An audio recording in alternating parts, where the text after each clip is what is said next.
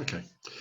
So welcome to the Economy of Ideas Economy Forum. I'm Rob Lyons. I'm the convener of the forum, and welcome to this discussion on COVID-19, on the pandemic, and on how we can escape a coronavirus depression. Welcome to the many people who are joining us tonight, and apologies if we break the internet because there's so many of you. It's obvious now that we are in a very serious global crisis, in particular the measures taken by governments to lock down many societies will have a major impact on economic activity. The IMF in its latest global economic outlook suggests that the world economy will shrink by 3% this year.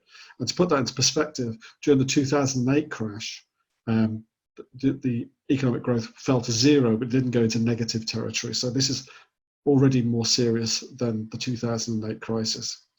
In the UK, there have been a variety of assessments, but for the second quarter, that's April, May and June, we seem to be heading for a contraction of about a third, which is astonishing fall in activity in such a short period of time.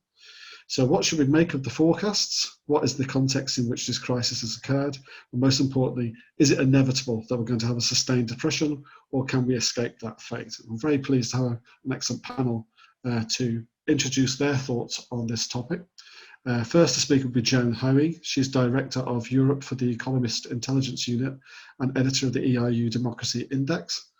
Then it'll be Phil Mullan. He is an economist and business manager and author of Creative Destruction, How to Start an Economic Renaissance. And finally, Jake Pugh, who's a businessman who works in capital markets and is a former Brexit Party MEP. So I've asked them to give us their thoughts for 6 to 7 minutes each, and then I'll come to you for your thoughts and questions. Right, I'll now attempt to unmute Joan. I think I've achieved that. Yeah, it's fine. Great, okay, off you go, Joan. Okay, hi everyone, good evening.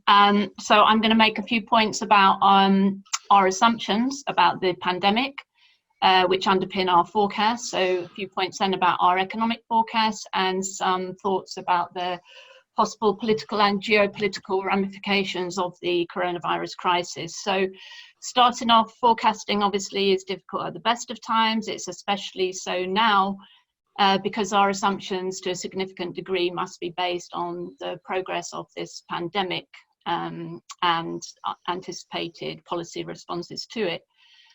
We're at an early stage and much is unknown about the virus and about the disease that it causes, and we've seen many divergent models and projections, and beyond the kind of natural infection rate, which seems to be about 2.2, there's very little that we know for sure, and that means that there's some need for caution and not to be too gung-ho about our forecasts. Having said that, we have our assumptions. We have assumptions about the pandemic, and first of all, that it will in time infect 50% of the world population, which is probably a conservative estimate.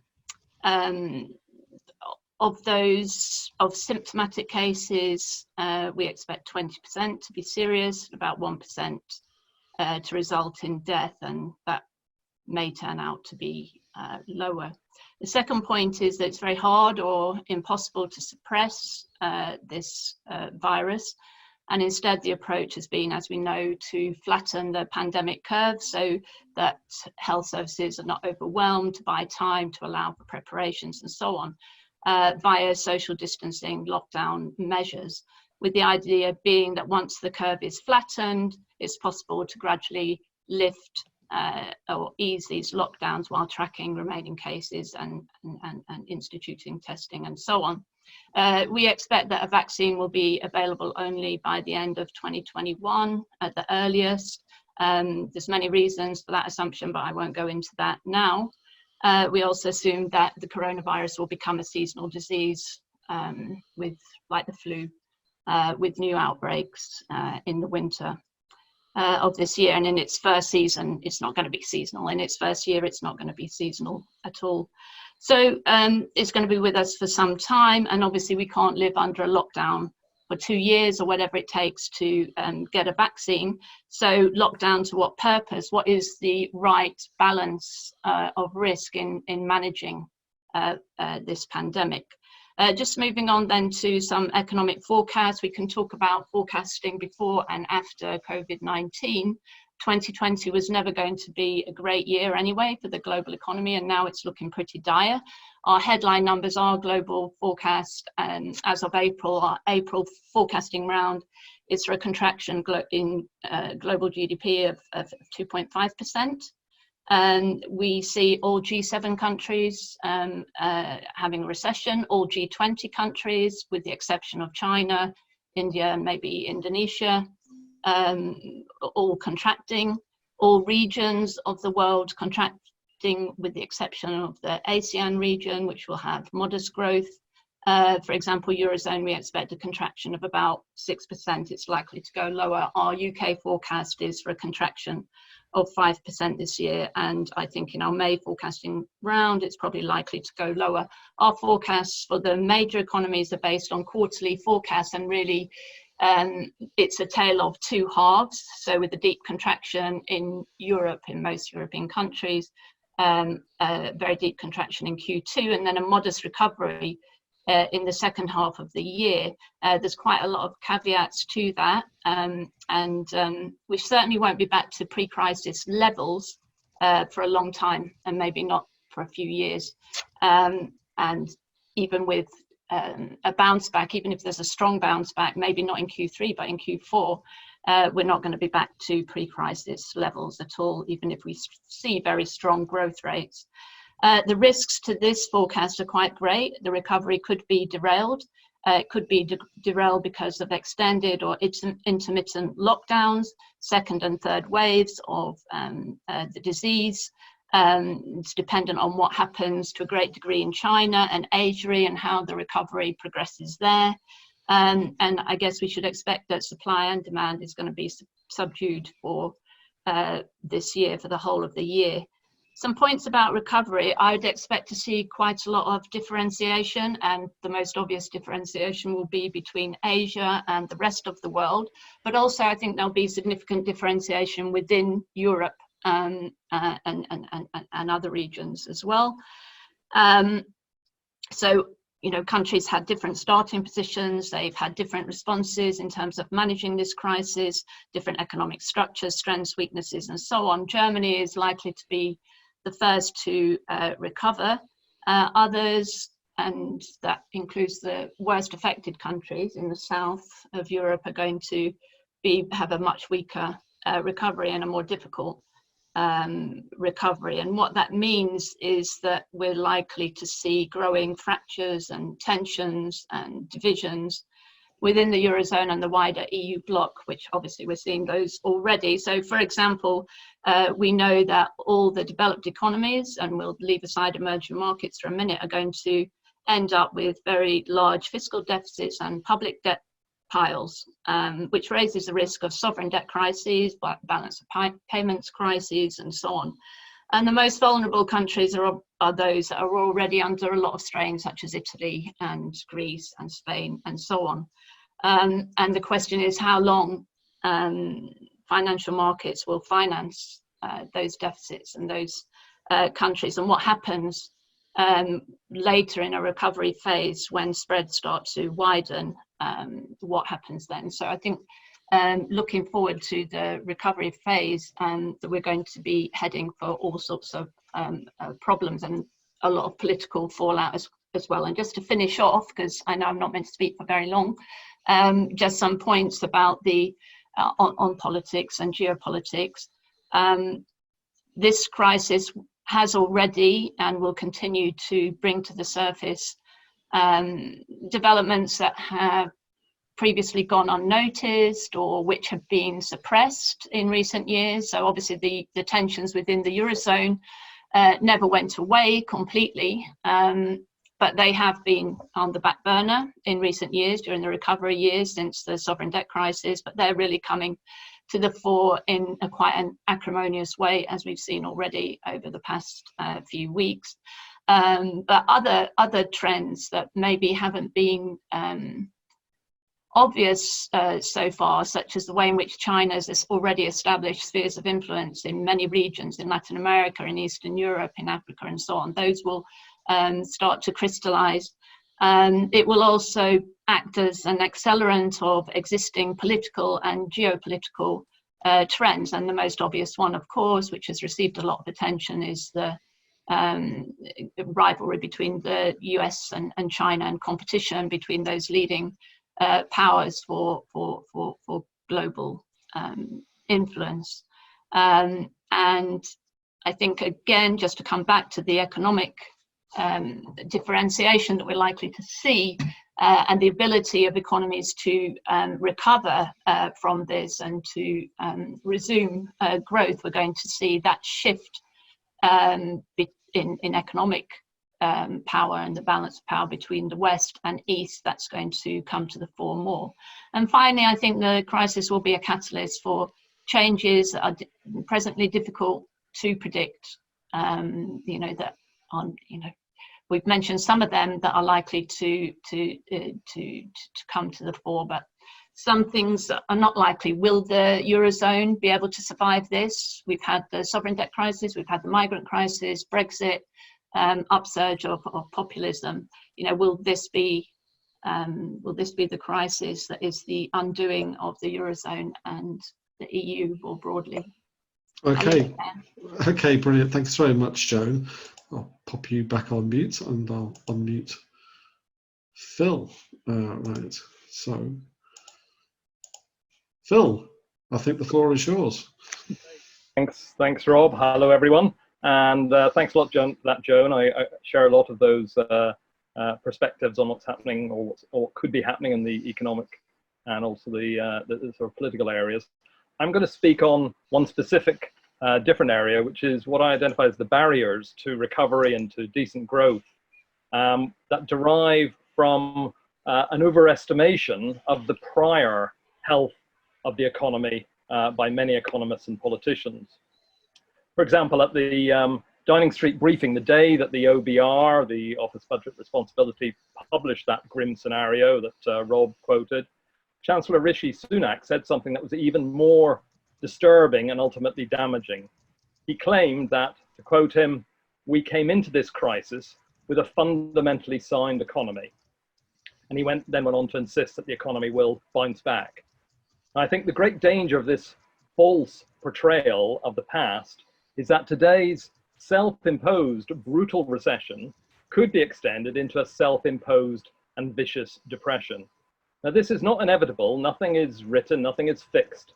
But the key point, I think, is that how governments proceed from now and how communities and businesses react and respond to that will have a substantial impact on the way economic life unfolds.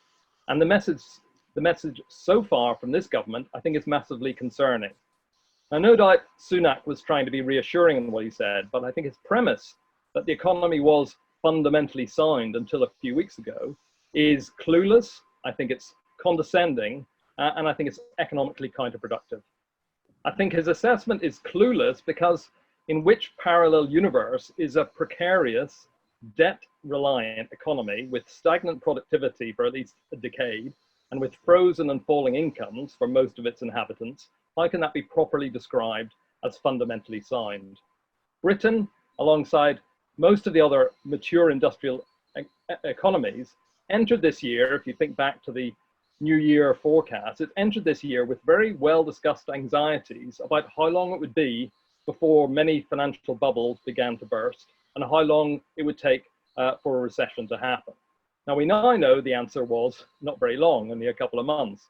But I think these past discussions demonstrate that the shutdown has been as much a trigger for a recession that was waiting to happen as being its proximate cause. Sunak's view is also condescending because I think he's not being level with people.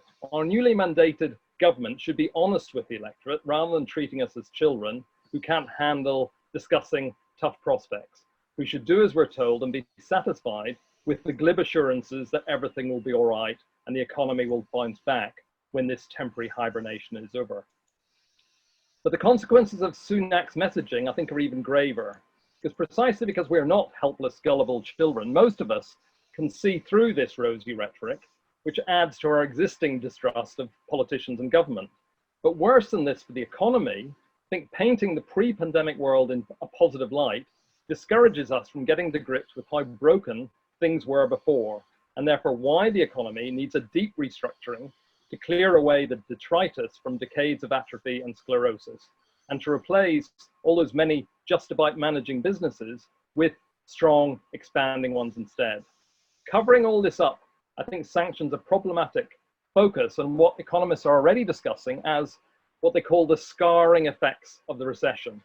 These are the supposedly permanent economic consequences of today's precipitous recession plunge. But I think this approach is a problem because when serious economic troubles continue after the recession and continue to ruin millions of livelihoods, we're being suggested that we should see this as the inevitable result of the shutdown recession. This scarring narrative, I think, adds to the pre-existing fatalist approach to economic life that disparages and deters transformative interventions. It sustains that old TINA perspective, which today implies that there is no alternative to this sluggish economic environment.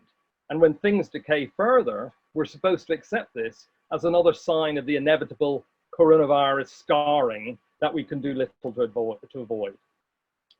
Take one example, a common example of the economic scarring being referred to is the long-term damage to employment for young people, for whom it has already been predicted will have much greater difficulty finding their first job, and that this disadvantaged position in the labour market will stay with them throughout their 20s and 30s. Now, superficially, this can sound sensible, but it ignores that what matters to future employment prospects is the number and the quality of new jobs which are being created after the recession. We don't need to put up with and learn to cope with these supposedly inevitable scarring features of the recession. Instead, we need a post-pandemic radical reset in order to create lots of new businesses, new sectors, and decent jobs for people of all ages. And this is why Sunak's misleading positive picture of the past is also counterproductive for economic prosperity. I think his false assurance is making things a lot worse. Firstly, because the hardships of the shutdown are superimposing themselves on a population, many of whom have been scraping by for far too long already. For some people, this lockdown recession is the final shove from just about keeping their heads above the water to going under. Second reason it's counterproductive is that the complacency in this statement reduces the pressure on Downing Street to act decisively, contributing itself to the slowness and caution of their economic responses. For Sunak and the cabinet, the most pointed aspect of the OBR scenario that published last week should not have been the 1/3 cut in output in the second quarter or government borrowing jumping by 12% of GDP, but the warning that more than 2 million people will lose their jobs. These redundancies were not inevitable, making this part of the OBR's projection really a rebuke at the government's failure to honour their repeated pledge to do whatever it takes to support and sustain businesses in order to protect employment. Because in contrast to some other hard-hit countries like Switzerland that put cash into the hands of businesses quickly, minimising as a result additional joblessness, Sunak's complacency is already being paid for by far too many unnecessarily unemployed people. Finally, the third longer-term counterproductive consequence of Sunak's sanguine statement is that it reduces the force for a government-initiated transformation program after the pandemic. Because without a comprehensive action plan, an economy that has been stuck in a covert, disguised depression for decades could enter into an overt, much more disruptive stage. And we need to begin, therefore, national and, I think more importantly, local discussions, local conversations immediately in order to prepare ourselves to take charge over what could be this potential turmoil in the quarters and months to come. So in summary, to reduce the possibilities, and they are just possibilities, but to reduce the possibilities of a chaotic, uncontrolled phase of depression, the government must level with people that we are in an economic shambles, and we were in one long before anyone had ever heard of COVID-19. And this is the time we need to start to take shared control of our economic prospects, shaking up our broken systems of production and assuming, finally, collective responsibility for our future. Thanks very much, Phil. That's very useful as well. Right, I'll mute you and I'll unmute Jake. So, Jake, the floor is yours. Thanks, Rob, and hello, everybody. It's almost as if that's what all we populists were waiting for, because COVID-19 seems to have sort of writ large everything the populists have been saying for years. Localism versus globalism, the nation state, issues with corporatism, belief in personal accountability. So I just thought I'd start off with that sort of political thought. Mm-hmm. I really feel sorry for Joan and who'd be an economic forecaster. It's unbelievably difficult, but the point is the scale is absolutely huge. Whether it's a 20% contraction, 25% contraction, the scale of this is absolutely enormous. I also very much agree there's going to be very profound geopolitical implications, changes to supply chains, nearshoring, reshoring. But also, I think people have seen lots of comment around the oil market in the last week or so, could lead to real instability in the Middle East, Iran, Iraq, Saudi, all very dependent on an oil price at very different levels to this. I also very much agree with Phil's analysis. There's a massive risk of complacency. I was lucky enough to be invited onto a call yesterday by a very large corporate for an off-the-record briefing by the Governor of the Bank of England, David Bailey. And a bit like Sunak, he was making all the right sort of sanguine, sort of reassuring noises. And obviously, part of his job is market stability. But it really worried me, the tone, because it was very much business as usual. It's, some of the policy initiatives they've done, the Bank of England's doing in terms of lending very much to large corporates. It struck me as a really sort of, kind of rerun of 08, 09, a very sort of corporate approach to things. I don't think the diagnosis is wrong, but I think the approach is going to be a rerun of 08, 09, and I'll talk about that a little bit more. And it sort of feels like I'm sort of really worried the civil service are going to be at the heart of this, because two of the biggest departments of government, health and the Treasury, the civil service is really asserting control, and that means we're going to get the same solutions we had before, and we need something completely different. So I'm just going to talk about three really big macroeconomic issues as I see it. But before I do, I think in the last sort of few years, politics has very much been driving sort of economic and societal kind of analysis. I think that's really shifted. I think the economics is really going to be the driving force in terms of sort of political philosophies and political parties, and also how sort of society reconfigures itself. So the three really big issues I see are, first one, three, I'll just say what they are and then go through them. The role of the state. Second thing is debt. And the third piece is allowing capitalism to work. So the role of the state is a huge problem. The idea, I mean, the Bank of England, Treasury were talking only a couple of weeks ago about V-shaped or U-shaped recoveries. That's, if they understand anything about economics, that is a total nonsense. Because when the state goes from 40% of the economy to 60% of the economy over a weekend, that is going to take years to unwind. So people used to talk about tax and spend. It's now spend and tax. Leveling up has gone. It's going to be leveling down. Clearly, austerity as a sort of political tool is a non-starter now. But the role of the state, as I see it, has two sort of lower level implications. There are what I'd call more technical implications. So over a weekend, the government nationalised the railways, also wrote off 13 billion of NHS trust debt. There are 107 trusts owing more than 100 million each, and two NHS trusts each owing over 500 million. So if you were a more frugal NHS trust, what was the point in running yourself like that? So the technical issues, so thinking about the nationalisation of the rail industry. So you're going to think, okay, what's going to be the right economic model, the commercial model, the governance model, the equity model? Is it an IPO? That's a kind of technical issue. What do our railways need to look like? What's the model? That'll take 2, 3, 4 years to define, analyse, and kind of come up with a new model.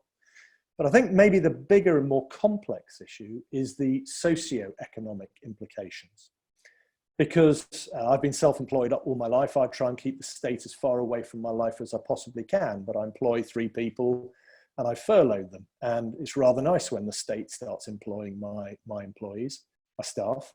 But more broadly, it's what it does at a socio-economic level, because everybody is now looking for a bailout, whether it's TfL, whether it's certain airlines, whether it's the universities. And that socio-economic implication of where people see individual responsibility, the state ending and individual responsibility starting, that arguably is a more complex and longer term implication. The second thing is debt. This is the biggest problem facing the world. In 2008-9, we dug a 10-foot debt hole. We've now got a 10-mile debt hole. The world is bankrupt, has been since 2008, 2009. And all that happened is governments reduced interest rates to 0 and started printing money so they can finance their own debts. The real problem with interest rates at 0 is it distorts the cost and the allocation of risk capital. And what that means in real terms is it keeps the wrong companies alive. People may have heard the expression zombie companies. So basically, because companies can borrow for such and refinance at such low levels, you're keeping firms alive that should not be kept alive. So you have to normalize that yield curve. Governments, the German government can borrow for 10 years at -0.75%. So you have to normalize that yield curve. I have thought there's a way around it, but at a sort of at a sovereign and a corporate level, I do think people will start talking about debt cancellation. We can come back to that. And related to what I've just said above, the third part is you need to let capitalism work. So RBS has been bankrupt for 10, 12 years.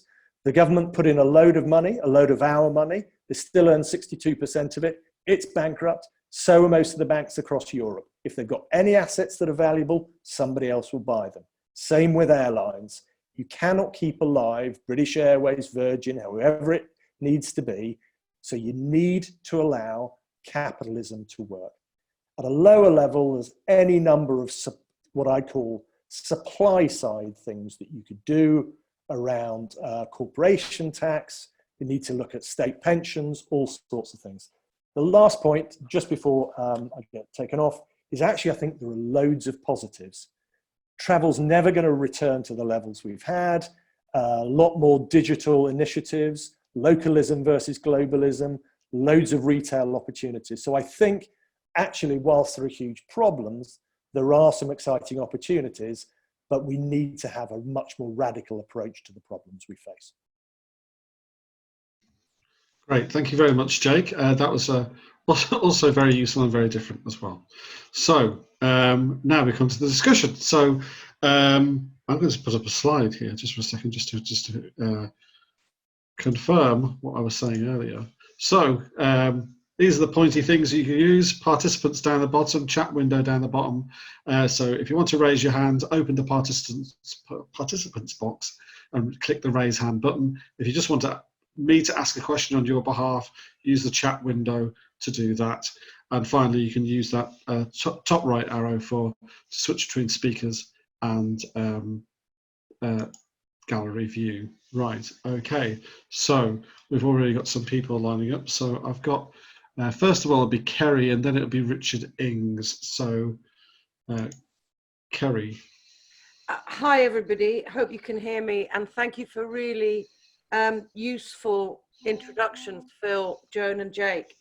A couple of questions. First, an idiot question, not being an economist. Why is it we talk about recession, depression as being post-pandemic or the impact of, rather than now.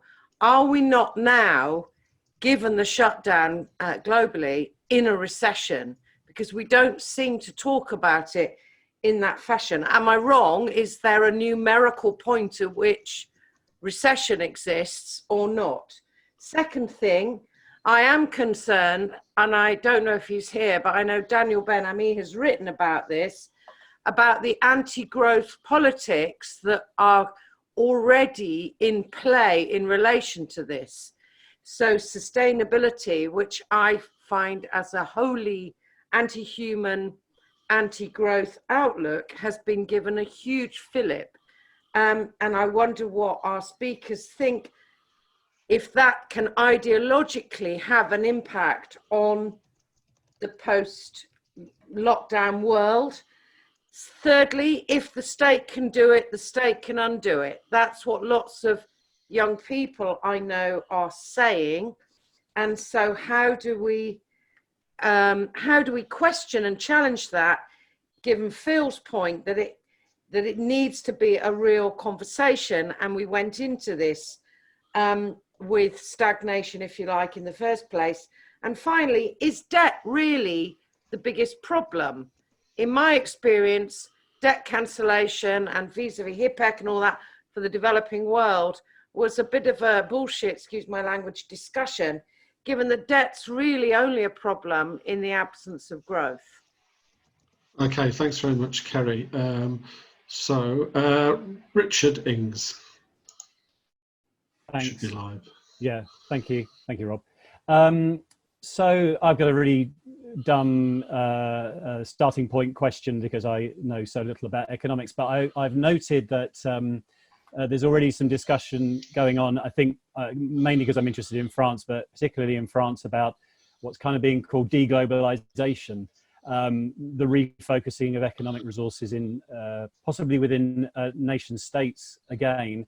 And what was really, I found really curious about, and I may have misinterpreted it, so that's why I'm interested in feedback on this, is that the speech that Emmanuel Macron, President of France, made to the people last week had huge overtones of reducing France's role within the EU altogether and refocusing its resources on its relationship with ex-colonies, which has always kept a fairly strong bond with in Africa. So I'm curious as to whether or not, insofar as it's possible to do any economic predictions at the moment, what the genuine prospects are for that kind of return of sovereign national solutions to the current economic problems.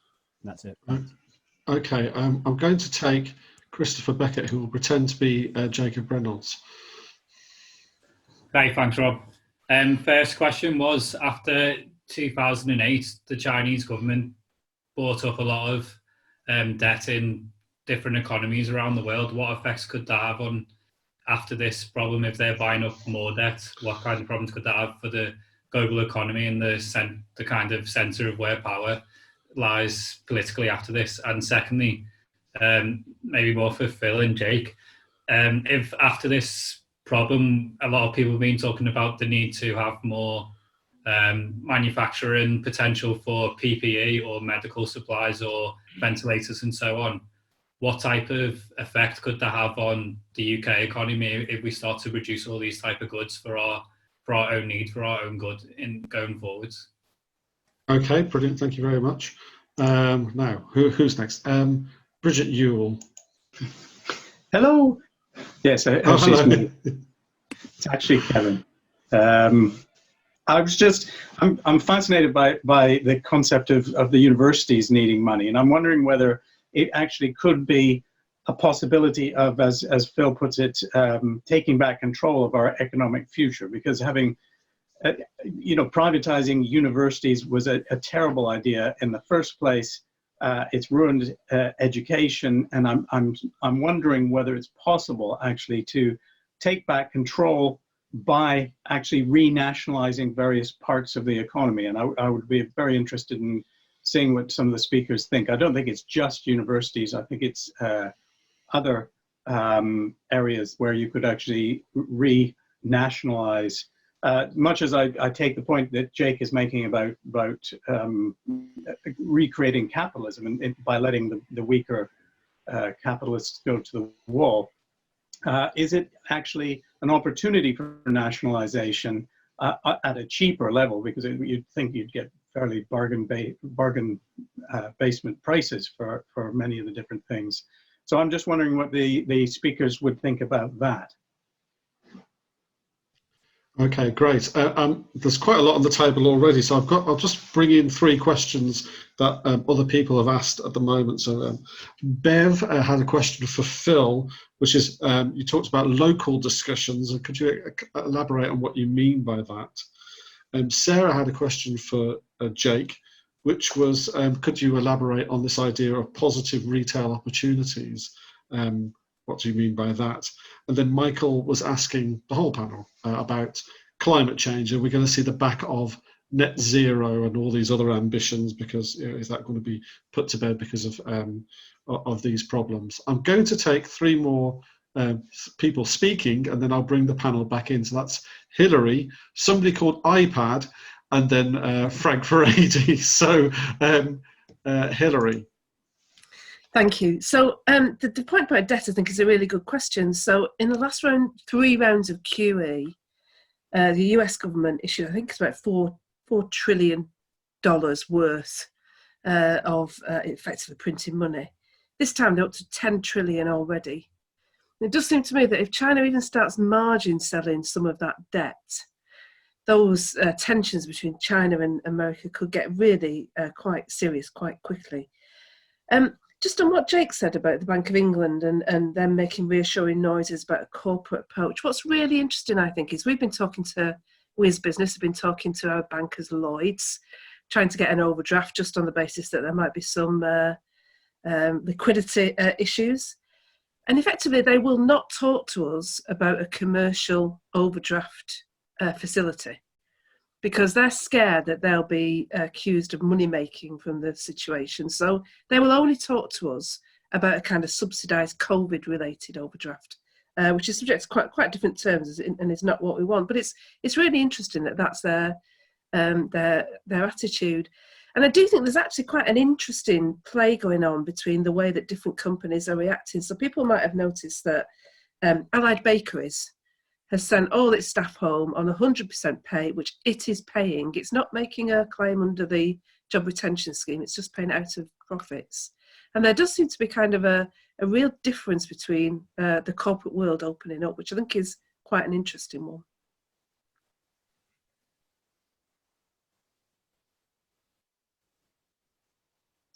Hi there, my name's Mark. I'm not iPad. I'd like to something I think that Jacob raised, which was actually the idea as China owning a lot of debt, whether debt could actually be used as a weapon of war.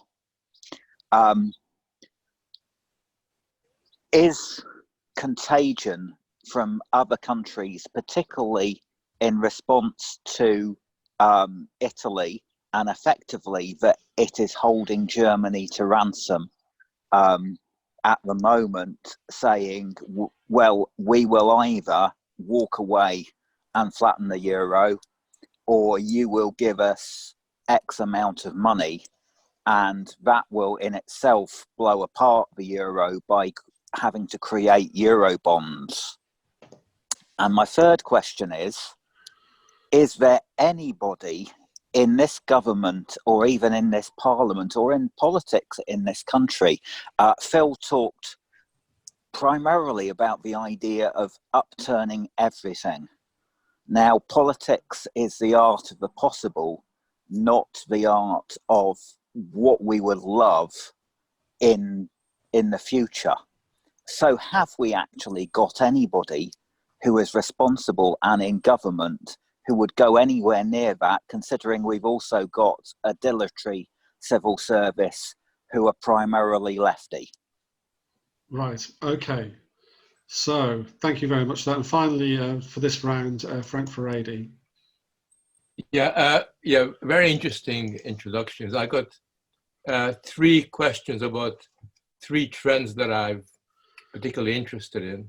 I just like to have the response from you guys. The first one is, I don't see how you can continue and do what happened back in 2008 in the present circumstance. It's very difficult to see the different governments saving the banks, saving all the businesses, just merely relying on credit to almost kind of pretend that nothing must have happened in the way that it was done in the past. I think there's been a lot of negative experience from the previous recession. And now, when we're not talking about a recession, but a depression, I'm not sure whether that's possible for governments to do that. And I think that if that's the case, then it's fairly likely that there's going to be a much more explicit, clearer form of depression kicking in the next period.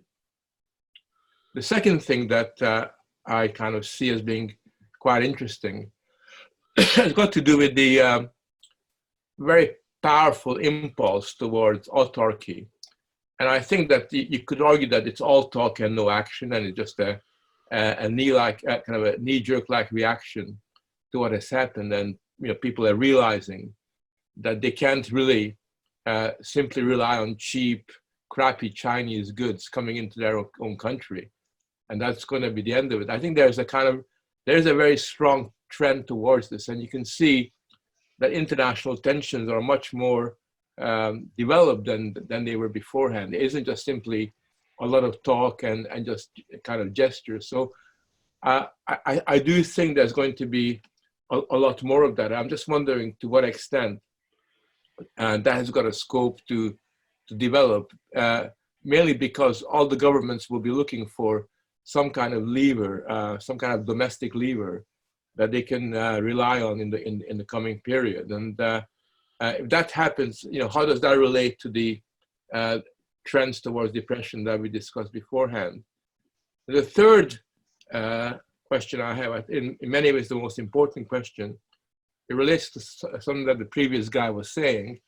At the moment, I don't see anybody in the British government who's got the wherewithal to actually address the need to restructure the economy. I mean, all the talk is about we're going to look after the NHS, we're going to look after this, and we're going to look after that. But there's no serious talk about how the economy can be restructured, and certainly no serious discussion about how the government can lead the way by in a sense, identifying sectors of technology or industry which society needs to kind of move forward. So I don't think that in Britain that's happening at the moment. Hopefully it will, because it's quite important.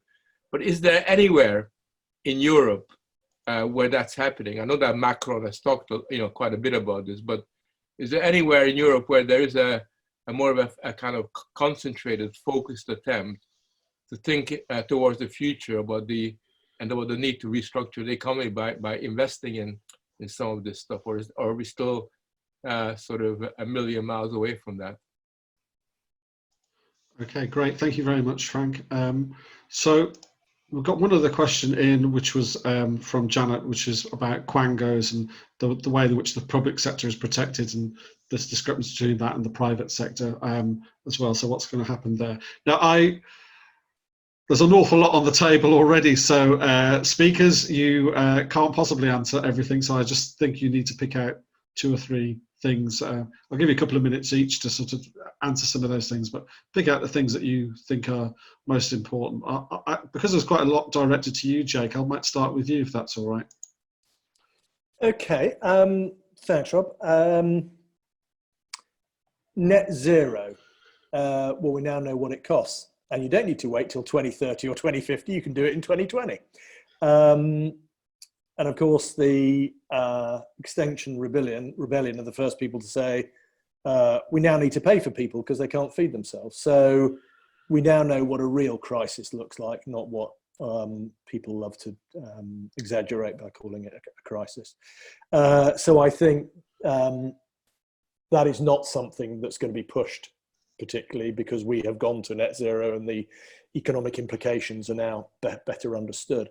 Couple of comments around there's no problem with debt. Japan's 15, 20 years ahead of us. There's an expression in the markets called Japanification. So basically, they've had a sclerotic economy for the best part of 30 years, zero interest rates for all. Basically, it was actually the original cause actually of the 87 crash was the bit like we talked about China being big investors in US treasuries. Actually, Japan was the big investor in US treasuries at the time. And those funds were kind of reshored and have stayed in the domestic economy. So it's a much more internal economy, 200% debt to GDP. Growth's hasn't gone anywhere for 25 years. Stock market's never been above 50% of the high. So that is the implication of debt. France, Macron, as usual, I've done a lot of business in France. Macron, as usual, is playing any card he can to try and make the Germans feel guilty. All these threats about walking away from the EU. I can't remember the name of the very senior UK civil servant who made it his business to talk about talking truth to power. The real talking truth to power is one person who goes into the EU code today and says the euro is the cause of most of the economic problems across the Eurozone.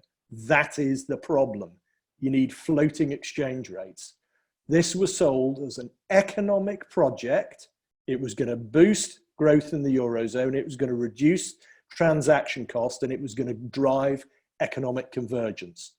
All those things were basically wrong. Anybody with any knowledge of economics would know that a single exchange rate and a single interest rate would cause diverse economies to diverge.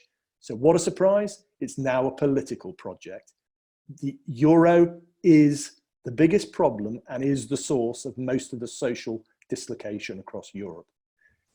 In terms of last comment, there's only one radical. There's only one radical. In Dom we trust. He's the only one. Creative destruction.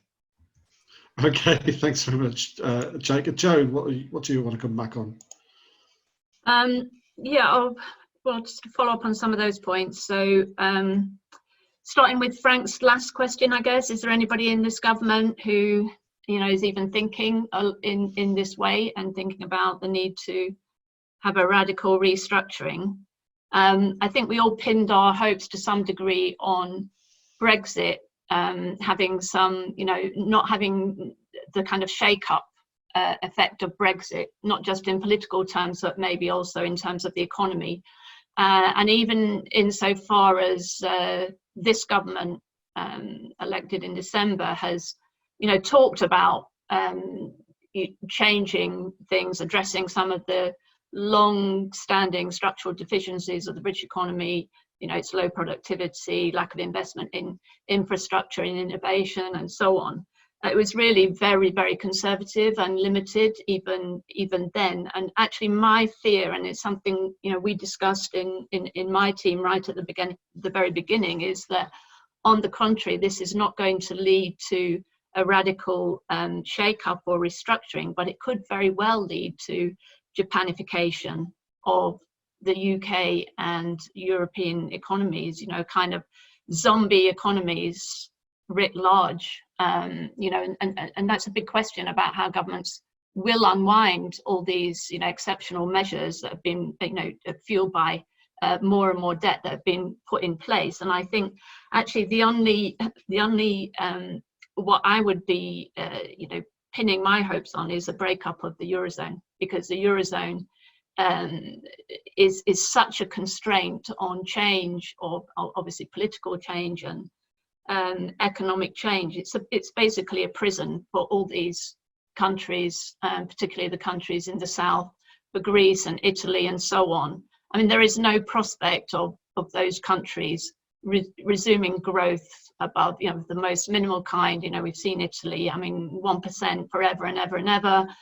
Greece will be paying back its debt, pre-coronavirus debt, for the next 80 years. And that is a huge constraint on growth, that it has to meet primary surplus targets and all the rest of it to pay back its debt to European sovereigns. And you know, that's what I would pin my hope on, that has the potential to really shake things up. But, you know, short of some kind of demographic explosion, some technological miracle, the Eurozone, even before this crisis, you know, the prospects were really grim. And, you know, for every year that you carry on with, you know, 1%, 2% growth, that undermines the political will to keep the whole show on the road. And I think this crisis really does have the potential to, and it won't be pretty, to really tear the whole thing apart. And then, you know, there might be some possibility of radical change, but also some, you know, pretty grim times as well. So yeah, I don't. Just one more point there, Joan, please. Yeah, the autarky point. Yeah, I think it's a very difficult question to answer about in relation to this whole deglobalization discussion and supply chains and all the rest of it, which obviously got underway. I think it is likely to lead to some changes. I mean, that go beyond just, you know, some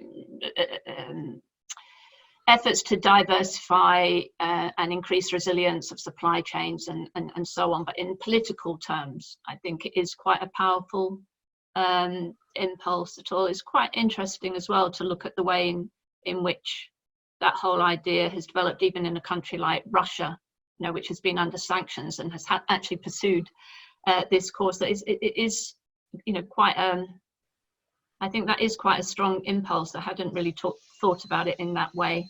I'll leave it there then. There's so many questions. Okay, thank you very much. And Phil. Great. Lots of very useful questions there. I think to frame you know, an approach to teasing them out or beginning to answer them, I think it's important to try and disentangle a number of different aspects. There's a sort of a chronological aspect, which I periodize as we've got a before coronavirus world, a during coronavirus world, and an after coronavirus world. And I mean, to answer Kerry's point clearly, we are in a recession at the moment. This is not something that's coming in the future. It is happening, but it's a very peculiar, specific type of recession because it's completely, as I say, self-imposed, right? It's not like a traditional recession, which is the result of the building up of sometimes of financial stresses or the result of the building up of production going too far and so on, and a sort of a build up of stagnant businesses that need to be cleared out. This is something which the government has directly imposed, and it is a recession today in the sense that there is a massive contraction going on in output. In terms of the BC world, I mean, my stress would be to say that things were bad then, right? That you know, one can talk about a scenario of a depression, and I share the views of people who think that it's going to get worse, but it is becoming more overt than an entirely new phenomenon. I think we've been muddling through for, you know, 30, 40 years with what I call a long depression. It's just not been so evident. And that brings me to the second point, which is another disentangling, which is disentangling what's going on or we could anticipate in the future, which is caused by this particular precipitate recession, and what is really just the continuation of pre-existing trends. And I've been trying to, you know, identify what is really new that we can anticipate, and, you know, I haven't come up with much. I think that by far the most discussion questions that have been raised are pointing out a continuation of what is going on. Whether we're talking about autarky, where we're talking about the tensions within the European Union, whether we're talking about the buildup of debt, you know, all those things that have been happening. I mean, just take briefly the protectionism thing. There's a useful organization called Global Trade Alert, which just put out another report a few weeks ago, and they have been charting the growth of protectionist measures since the financial crash, and they're, you know, they have been spreading and proliferating enormously across the world. They just take a different form than used to be the case. They're not tariffs; they're what we call non-tariff barriers, but they've been proliferating, and that's been something which you can see in terms of controls on exports, in terms of procurement mechanisms, in terms of regulations. there's been this build-up of protectionist controls. They identified last week, actually, this coronavirus is just accelerating that. I think they identified 56 countries which already imposed new measures in the last few weeks as a result of the virus, mostly in terms of curbing exports of medical equipment and so on. So mostly it's a continuation of pre-existing trends. And that points me to my last point, which is the one about state intervention, because there's nothing new about this level of state intervention, which is people are anticipating. That has been the nature of what already has been a zombie economy in Britain and many other places for a long time. What is important, I think, is the way in order to, what is useful to look at is the extent to which the impact of this precipitate recession brings out things to the surface more. That's what can potentially create a different type of discussion, because I share what Joan says, and I think probably Frank's question was expecting this answer. There isn't any sign of initiatives being taken to have a radical restructuring. I don't think, what we've seen come out of France is any different. They are simply finding different ways to continue the pre-existing state role, which was as a conservator role, not a shake-up role, not a restructuring role, but to conserve as much as possible what exists. That's what the whole last 10 years of quantitative easing and ultra-easy monetary policies have been about. There wasn't capitalism, untrammeled capitalism. Capitalism within the West has been reliant on state debt sponsored by the central banks, and that's what's continuing today. Now the question is, to what extent is bringing these things out in the open create an opportunity for beginning to question what's going on? I mean, my instinct is the same as Joan's, is that we will go into a more overt form of depression is the most likely thing, unless there is a radical change. And that's not just a cumulative effect. I do feel that there are certain levels of exhaustion of the old policies. I'll just leave with one question, which I'll throw out as well. One thing that's quite interesting on the level of state intervention is that for the last 2 or 3 years, there's been an open discussion that monetary policy, this quantitative easing and build-up of debt, which has been keeping the whole thing afloat, that has reached its limits. And there's a lot of discussion in the last 2 or 3 years as to whether, that's going, it's clearly not reversible. The central banks haven't been able to roll back on it. They've not been able to sell their bonds. They've not been able to push down the balance sheet. But is that reversible? And it doesn't look like it. So the discussion has been, perhaps the elected governments will take more of a role with fiscal activism. And it's a question to me as to whether actually the experience of this recession is going to accelerate or retard that trend. Because if you look at somewhere like Europe, you can see that it's actually given the European Central Bank, this quango, unaccountable, unelected body, a greater status again, because the politicians have been incapable of coming up with even a shared recovery plan. I mean, I think they're discussing it tonight as well, or perhaps tomorrow. Maybe they will. But so far, it's been the central banks, the unelected, unaccountable wing of the state, that have been playing the dominant roles, and the politicians have been unable to seize the demands of the occasion. So that will be interesting to see how that works itself out. Sorry, thank you very much, Phil. Right, so I've got a pile of people coming in now to speak, and I'm going to give you a heads up roughly on the order. So I'll take Dominic next, and then it'll be Rick, Max Anderson, Noah Keat, Antal International, Daniel Ben-Ami, Jeremy Maddox, and Jacob Reynolds, as Jacob Reynolds. If I could have Dominic first. Yeah, hi Rob and everybody else. I just wanted to speak on these questions around the possible breakup of the Eurozone. And as I see it, there are a number of different possible scenarios. Despite what has been said recently, one scenario is that there is some kind of mutualizing of debt, and particularly Germany, the Netherlands, and the other Northern European states help out of this. The second possible scenario, which is entirely possible, is that Italy defaults on debt, and there's some kind of restructuring of Italy.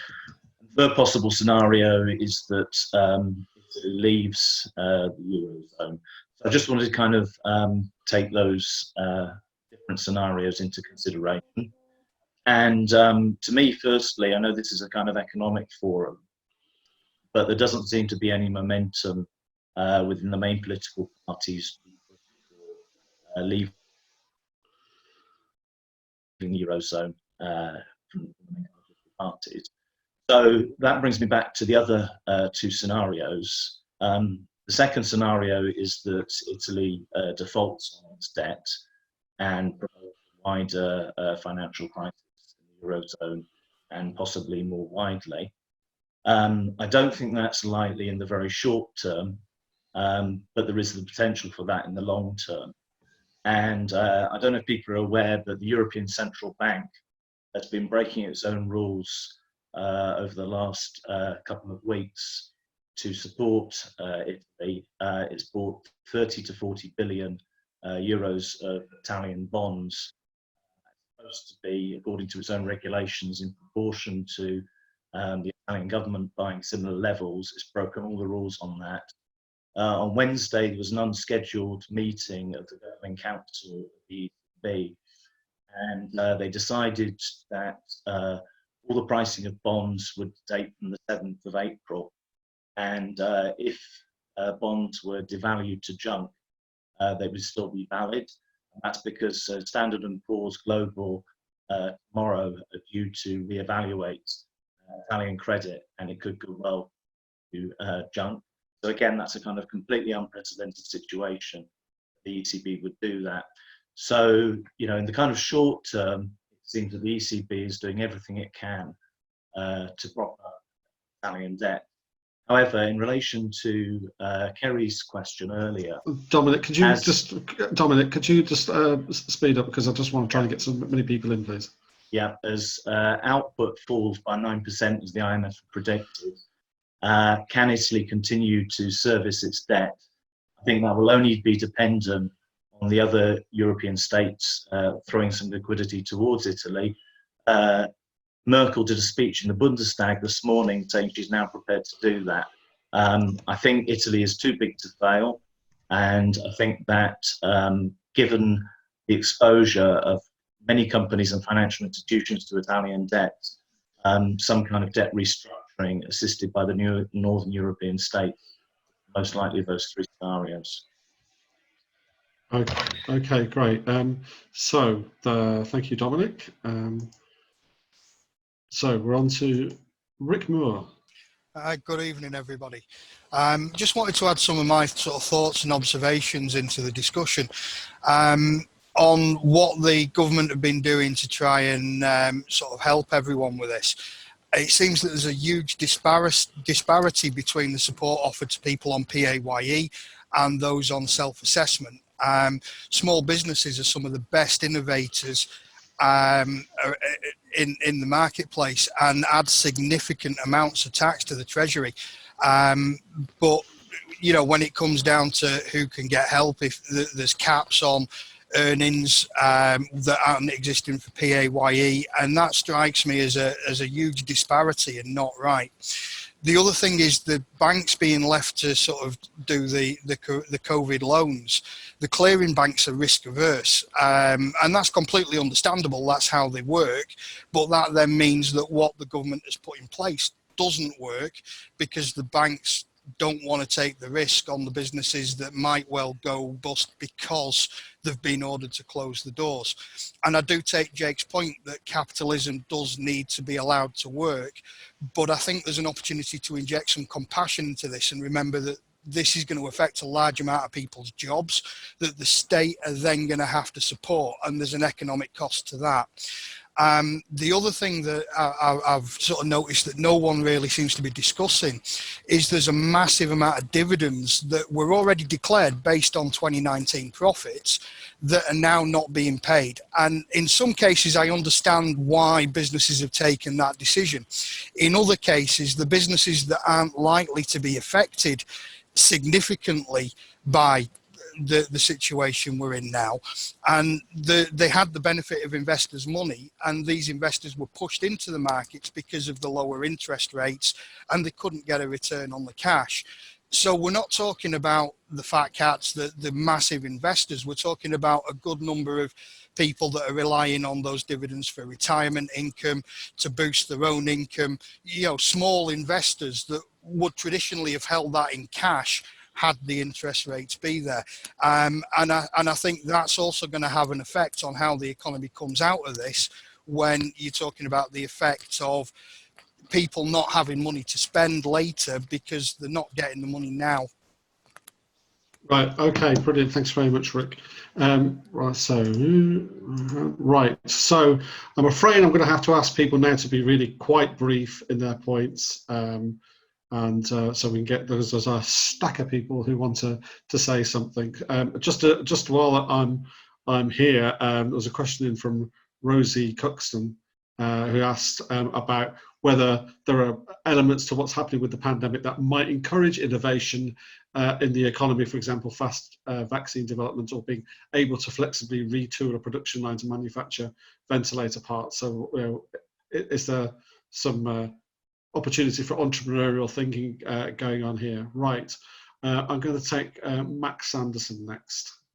Hi. Yeah, thanks for such a kind of thought-provoking session. I'm going to keep it really brief. Two questions. The first is about the kind of job market and the shape of it. And Jake, you kind of mentioned that this could be quite exciting, and obviously there's lots of job opportunities in there. But I suppose I wondered what you all thought about whether there'll be a kind of hollowing out in certain parts of the job market. And it brings to mind a brilliant essay a couple of years ago by David Graeber, who wrote about what he called bullshit jobs.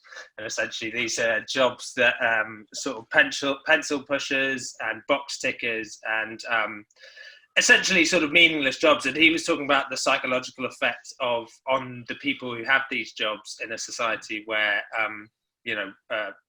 our sort of work is very much part of our identity. But do you imagine that a lot of these kinds of jobs, these middle management jobs, will kind of be hollowed out after the pandemic? And secondly, there's a lot of talk and questions and stuff you guys have said about, the economic change driving political change.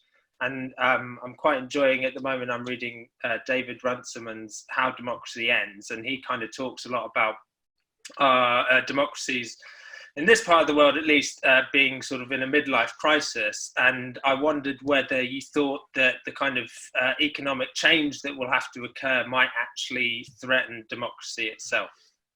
Okay, thank you very much. And we're on to Noah Keat. Hello there, good evening.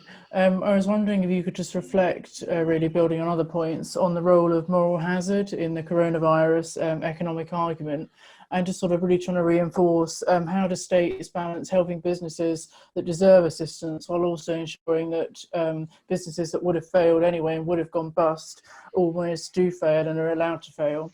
Thank you. Okay, brilliant. Thanks. Nice and to the point.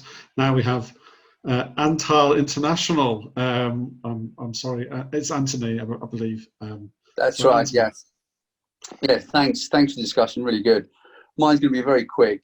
I was fortunate enough to listen to the Chinese ambassador today before he made the 1 o'clock news, because of his performance, which I've seen him before, met him before at Asia House, and the point I want to make here is that China didn't even, I mean, during his speech just now, didn't even say that the virus originated there, and basically came across as very belligerent and quite arrogant for a senior diplomat, which is why he made 1 o'clock news. I don't know if it's made the evening news yet, but and that was the BBC as well. And the point that he was making really was that if we don't basically keep an open mind and be very submissive towards China, then they won't invest here.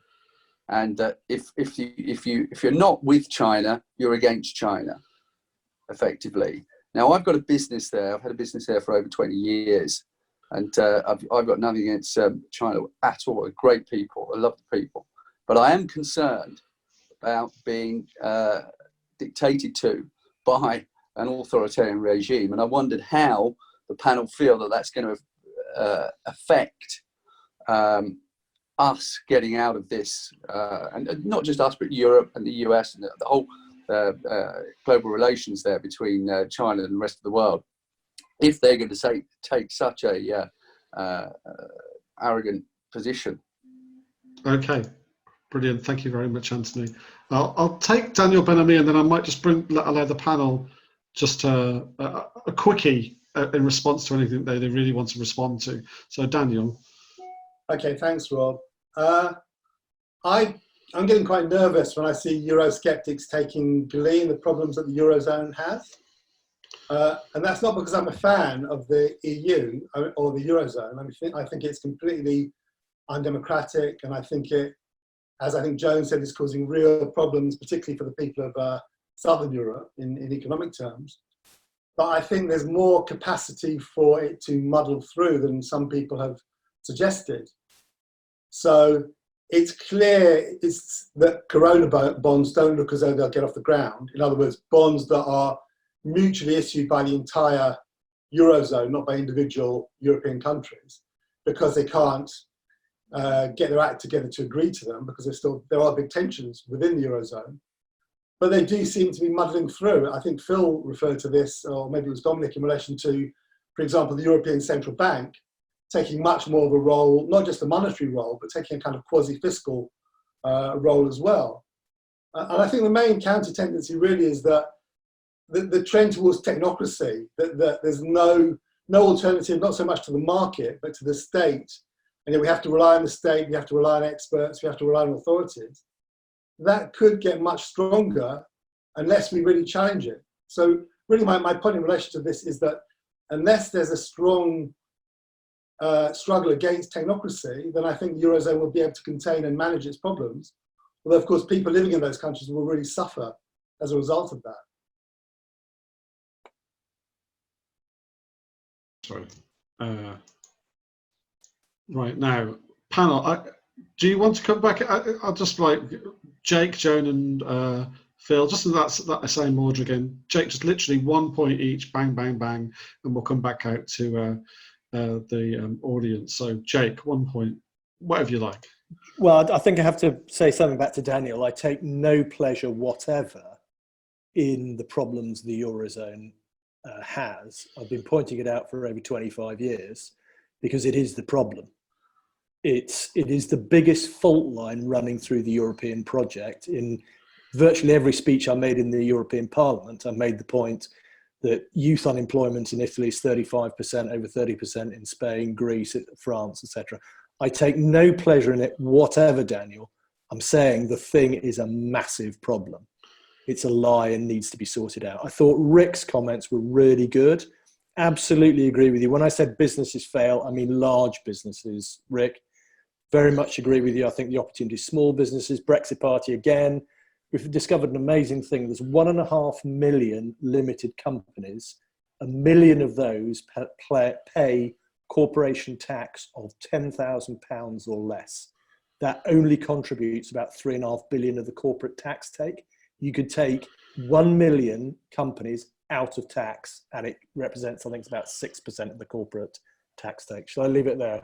Yeah, brilliant. Thank you very much. Joan. Yeah, I mean, I take the points that have been made about the Eurozone, that its capacity for muddling through has been considerable. I mean, it's been muddling through for quite a long time now, more than a decade since the onset of the sovereign debt crisis and longer.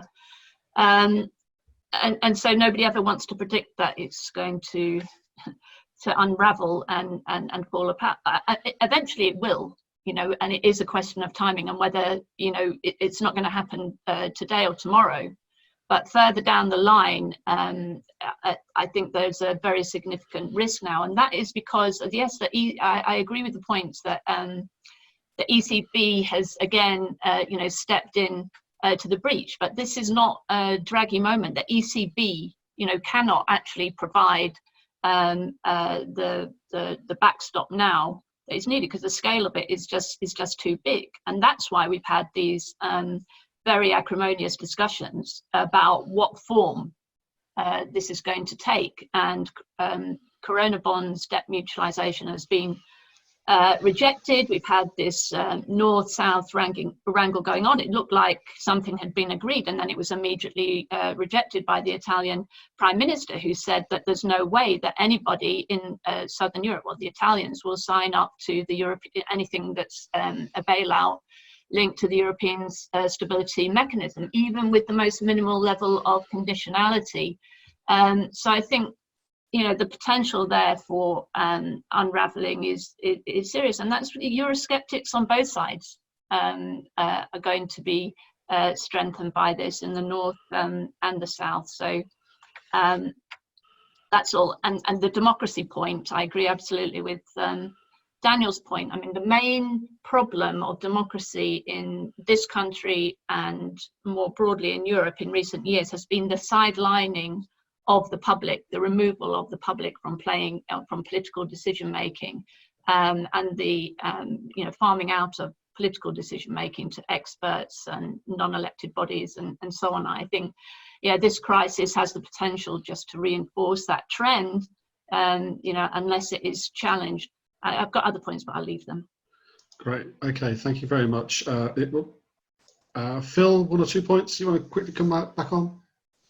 Yeah, I'll stick to the European Union sort of theme there. I mean, I think I would stress that if we look at things in a narrow sort of economic area, debt levels, how much intervention there is, what's happening to output, you cannot underestimate the resilience of the system as an economic sort of muddling through operation. I think the only changes that will happen would be those which are coming from some sort of political pressure. Now that can be something of a Brexit type moment in the sense of something coming from the bottom up, and that's not inconceivable certainly not inconceivable in Italy and in some of the other countries that have been so badly hit. That would raise the stakes if there's some sort of popular movement within that. The other thing which is political, which can shake things up, is what's happening at the geopolitical level.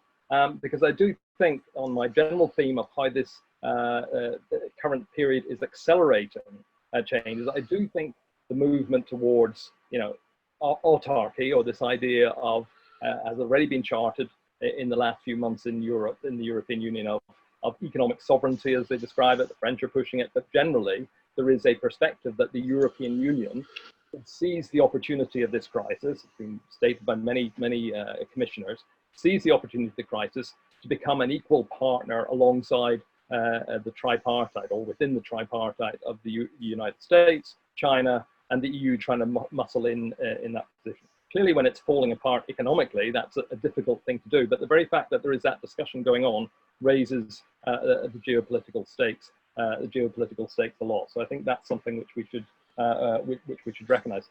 The other thing, to end on the EU, the other trend which more tallies with something Jake was arguing earlier, is that the acceleration of the interventionism of the state in the form of interfering with how businesses operate.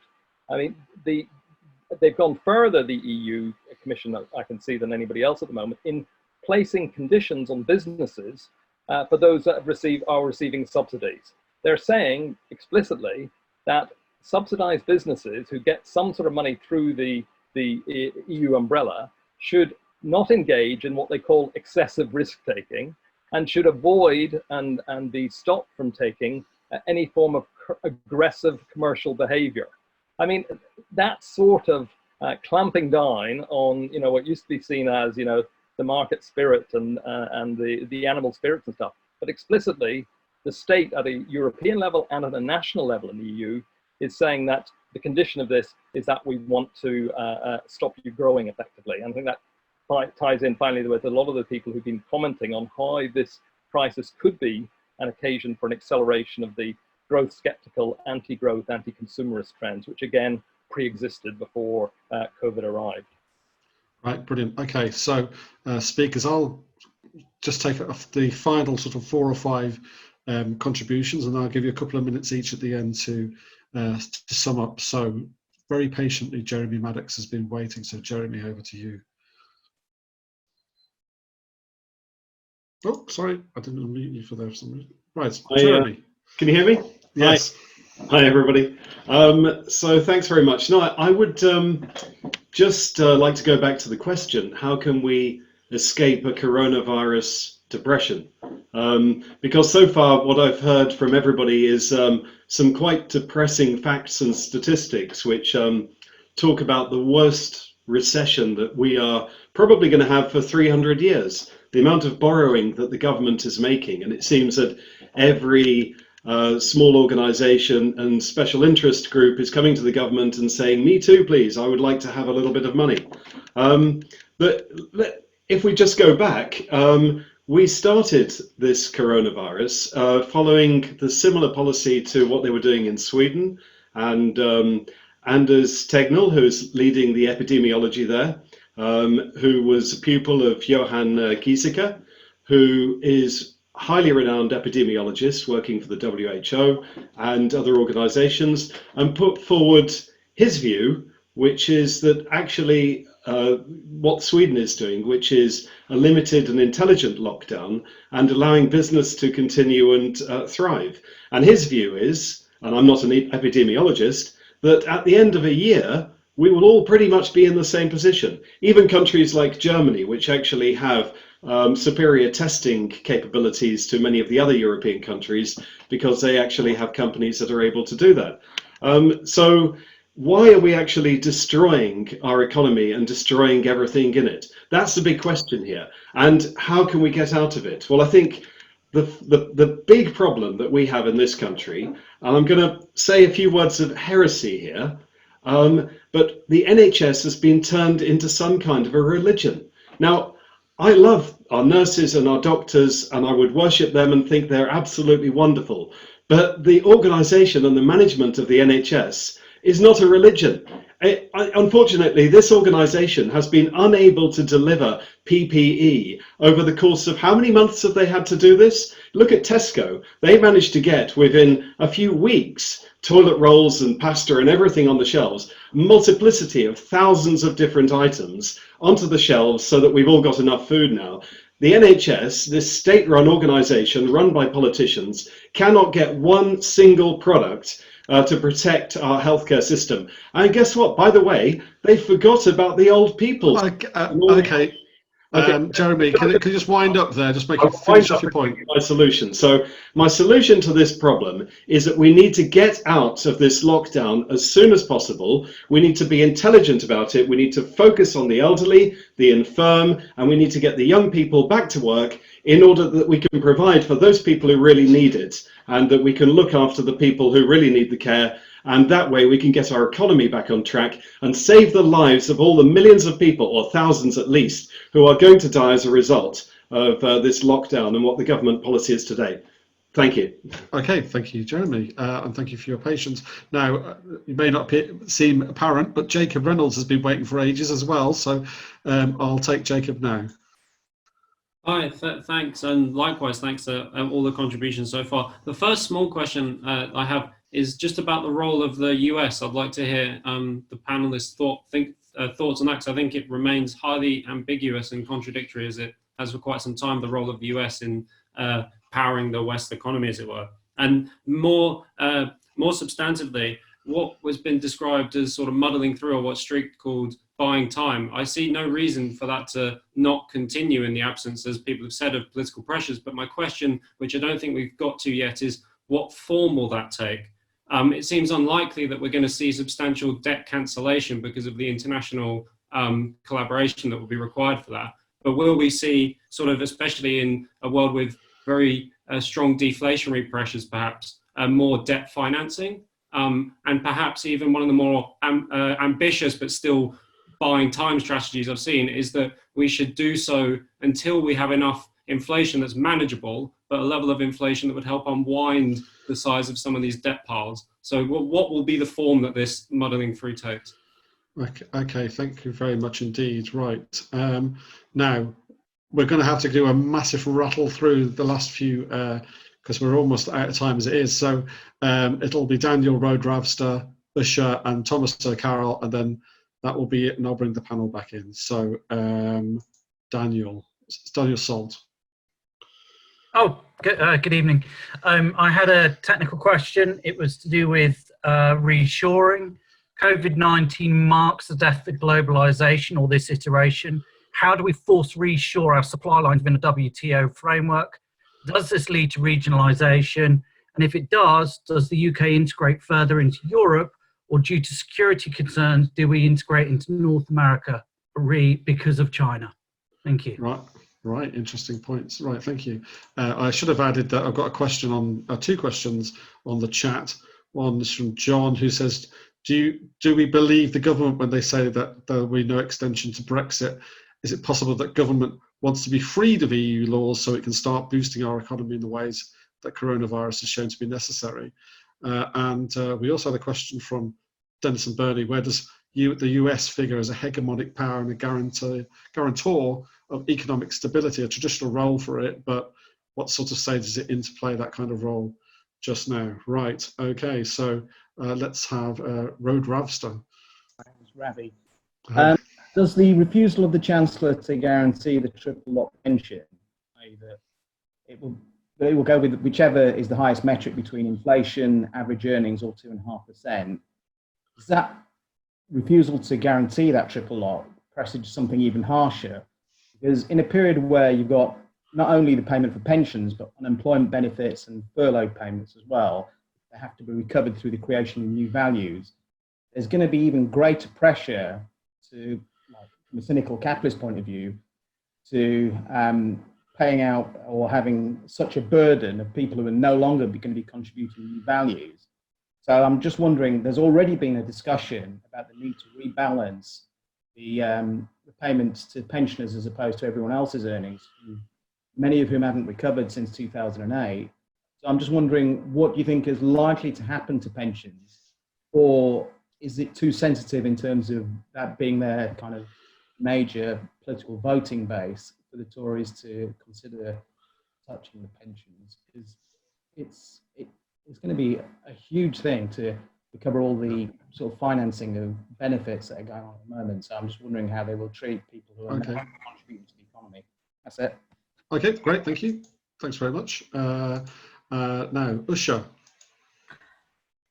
Hi, I'm going to make it very brief. So my thoughts are about the issue of balance, or rather rebalancing, looking ahead. So there's two things. One is thoughts on what we are going to do in terms of rebalancing our economy internally, perhaps reducing the over-reliance on the service economy, significant parts of that which are struggling, and improving support for particularly our manufacturing base and small businesses which have been consistently eroded over the last 2 or 3 decades and which are struggling. Our skills base has been eroded, and small businesses struggling with huge tax business and green taxes and business rates.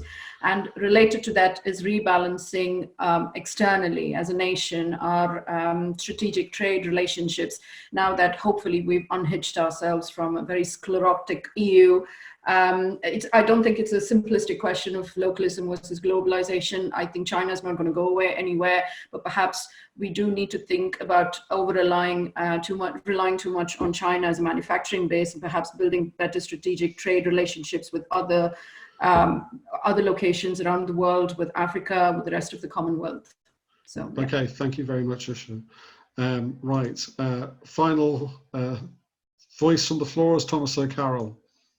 Hi, I'm really interested in Sweden, and Jeremy Maddox touched on this point a few questions ago, mentioning the fact that they not had the lockdown, and so without closing down their economy, they won't really need to revive it. They were nothing like as bad a position as we are, perhaps. A question for Joan, possibly, or for anybody.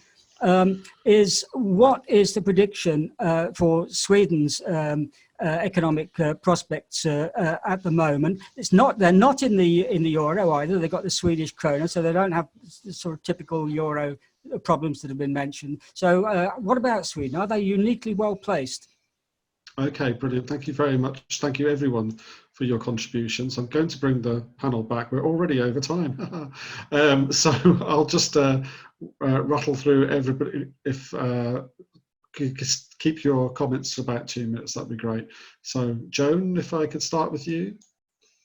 Okay, well, I'll start with that then, Sweden, since there were several questions. I mean, I would say that, you know, the efficacy of any particular policy response that we've seen, which is, you know, to one degree or another, some form of social distancing or imposed lockdown, is not well understood at the moment at all. And, you know, the cross-country comparisons that have been made are mostly useless, in my opinion. And, you know, at the end of all this, you know, when we look back, you know, it may be the case that many other factors, which are fixed or structural factors, may turn out to be just as important or even more important than the policies pursued by governments, such as geography, such as age profile of population, population density, luck in some cases, what was happening at, you know, particular moments in February in different countries.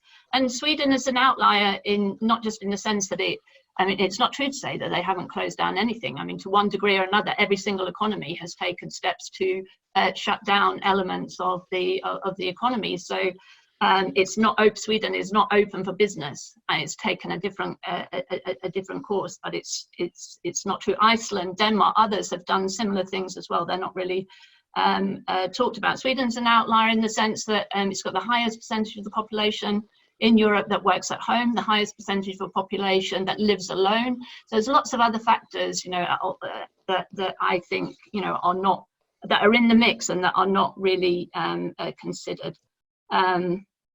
So that's one point. I had a question really for Phil, for when he comes in, about the labour market. I mean, several people have asked questions about the labour market and what is likely to happen at the end of all this as we unwind all these measures. I mean, even at the moment, in terms of how we assess unemployment, you know, these furloughed workers and how they're being included in the data. I mean, we really need to look at what's happening and how different countries are accounting for this. I mean, it seems to me that at the end of all this, we are going to have an increase in unemployment, you know, which is usually a lagging indicator in terms of you know, crises. It might be more of a leading indicator this time around, but it's and then in terms of the fallout from that, I mean, usually, inevitably, with a lag, you know, you will have an increase in social unrest and instability. I mean, we're already had 2 years of global upsurge of social protests, especially in many developing markets, developing countries. And I imagine we'll have the same. There's many countries, emerging markets, going cap in hand to the IMF, got balance of payments crisis, you know, very serious problems. So the prospect of political instability and unrest there in emerging markets, but I think also in Europe as well, is not insignificant. And it'll be interesting to see whether this crisis ends up actually strengthening Euroscepticism, populist movements, or the contrary. Okay. I want to say something about FDI screening and protectionism. I don't think we've got time, I'm afraid. Sorry about that. Phil, I'll let you muse on Joan's question for a second. Bring Jake in. How about that? So, Jake, your final thoughts. Right, really quick. Brexit extension, obviously not, because all the supposed economic downside being minimalised. Ravi, pensions, super difficult one. I'd actually means test pensions. My parents-in-law are higher rate taxpayers and they get state pension. It's ridiculous. You've got to look at things. There's a real generational question here, because people in the 30s and 40s are going to get absolutely killed. So you're going to have to, by tax, lower. So you've got to really take a generational approach. Usher, I thought everything you said was absolutely spot on, but I don't think you should ever set out to say we want to be 40% services, 60% goods. But to me, it's all around training. I'd incentivize Netflix, Amazon, Facebook. Come here, don't pay any tax for 10 years. You need to be out of the European Union to do that. Absolutely, Jeremy. Nice to see you. I didn't recognize you without your running shorts on. Private joke. NHS, the truth that dare not speak its name. It's absolutely an utterly failed organisation. That's nothing to do with the care workers, obviously. And debt refinancing, that's what Japan thought 30 years ago. That's what the UK and the EU and the West thought 0809. No way that works. Brilliant. What a rattle through that was. Well done, Jake. Thank you very much. Phil, finally. All right, I'll just make one point really, which is sort of a plea that we avoid a perspective on economic matters which veers towards a fatalist approach, that things are preset or predetermined. I mean, that's the way culturally we've been brought up for the last 30 years, that basically the economy is outside of the political sphere. It's a natural thing which just ticks over, and sometimes central banks come in and prop it up and stuff. I think what this self-imposed recession does is it blows that away a bit and actually shows us, what the economy is. The economy is simply people working collectively, usually in businesses, with technology, creating goods and services. And if a government shuts society down, then lo and behold, the economy collapses. So, it has actually shown us that the economy is something which is real. It affects our day-to-day lives and so on. So I start with that to then answer the questions which pertain to the economic effects of the lockdown. I mean, this may sound a bit heretical, but I don't think the lockdown had to have such a dire economic effect as it is having. Collapsing production, yes, but we're talking about an economy going into hibernation.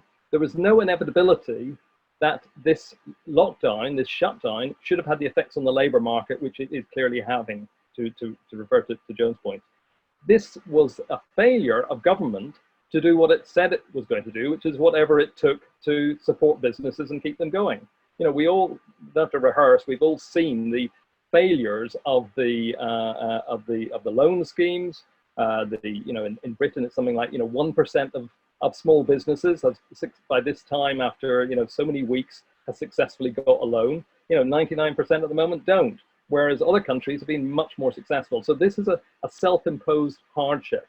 Having said that, the problem is in terms of what the longer term implications are, because what we're dealing with is a depression which can come out into the open, which is being brought to the surface.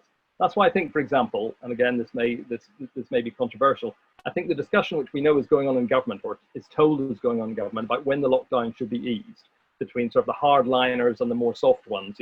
Should it be next month, because otherwise the economy is going to collapse? The economy is not going to collapse because of the lockdown. The economy is going to collapse because of the continuation of the trends of trying to maintain a debt-dependent, state-funded economy, because that at sometimes comes up against its limits. That's the problem, not the length of the lockdown. That should be something which, in an ideal world, is determined by how to resolve a public health crisis, and doesn't have implications for our freedoms, and doesn't have implications for other people dying for other reasons, which we know is happening.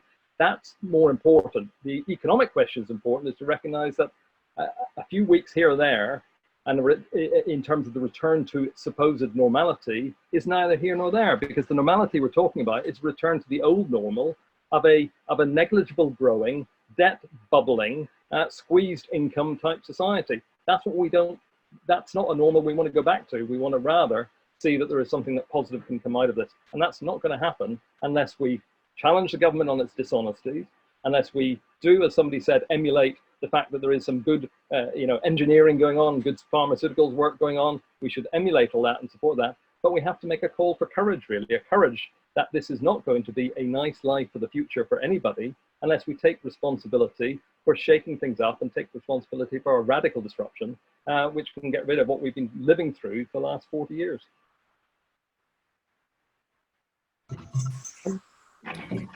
Who's that? Sorry.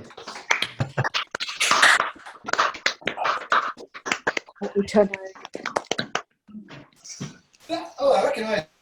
Right. Okay. Now I've muted you all again, just to be take charge. So thank you very much for everybody for taking part in tonight's discussion. I'm sorry it overran, but there were so many people who wanted to speak, and it was really, really good. So thank you for all of that. If you two quick points, if you want to find out about our forthcoming events, please sign up to our newsletter. It's at academyofideas.org.uk /newsletter.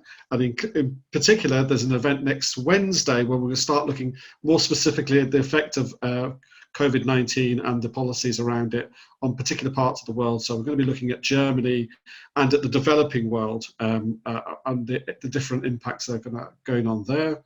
And very finally, we're working through this crisis. The Academy of Ideas is still operating. We are not furloughed, and so we're trying to do, in fact, we're busier than ever in terms of trying to run these Zoom meetings and all the other things that we're doing at the moment. So please do give us a donation, even if it's just a £5 or the price of a pint, to say thanks for this evening. That's all fine. If you go to academyofideas.org.uk/donate just now, give us a £5 or a £10 or even something bigger. That would be very, very useful. Thank you again, and I hope I'll see you at one of our meetings soon.